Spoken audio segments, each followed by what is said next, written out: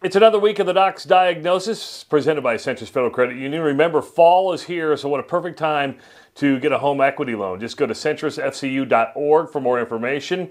Member NCUA and an equal housing lender. Dr. Rob Zatechka, you were in the stadium on Saturday night. We got to win. You got to win, but it was interesting because you started texting me right away and you're like, at 5:20, I want the fumble for the diagnosis. You were automatically thinking about the diagnosis all the time. Well, I was, and a lot of it is because when you look at this opponent, when you look at Northern Illinois, they're not a great team.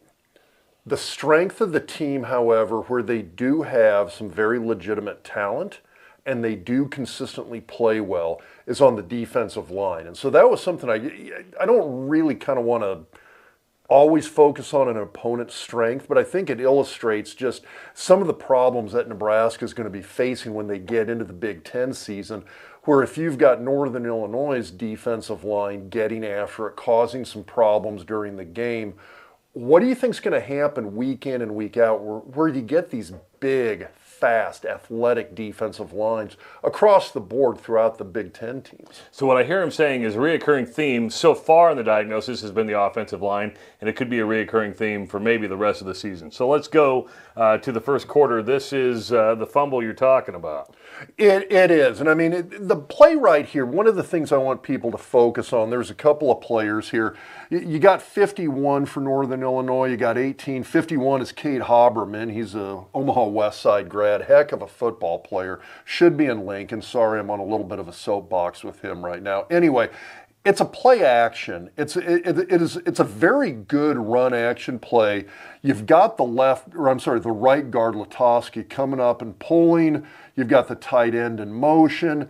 The problem is that Ben Scott at center right here has to be far more aggressive on his block. Here, Ben Hart at right tackle needs to be far more aggressive, and he has to get on 18 way quicker than he does on this particular play, because these two guys, Haberman and number 18 here at the edge position, those two guys end up, they just blow this play up. You've got two guys, two senior guys, two upperclassmen, and Ben Hart. You got Ben Scott, who's been playing well. Both of those guys getting blown up on this play, leading to the fumble and the field goal that ended up resulting from it. Nebraska's defense came out and played great after that turnover, held them to a field goal. That was the only points basically through the end of the third quarter that Northern Illinois was able to muster.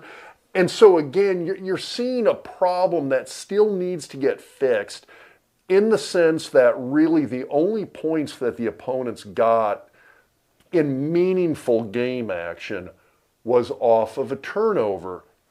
It's little things like that that are still haunting Nebraska, and I know it was only the one turnover, but those are things Nebraska is going to have to fix when they go back out against some of the better teams that are still on their schedule. Well, you brought it up. Long term, the competition is going to get a lot stiffer. It is. Northern Illinois, like I said, the strength of their team, their defensive line is actually a very good defensive line.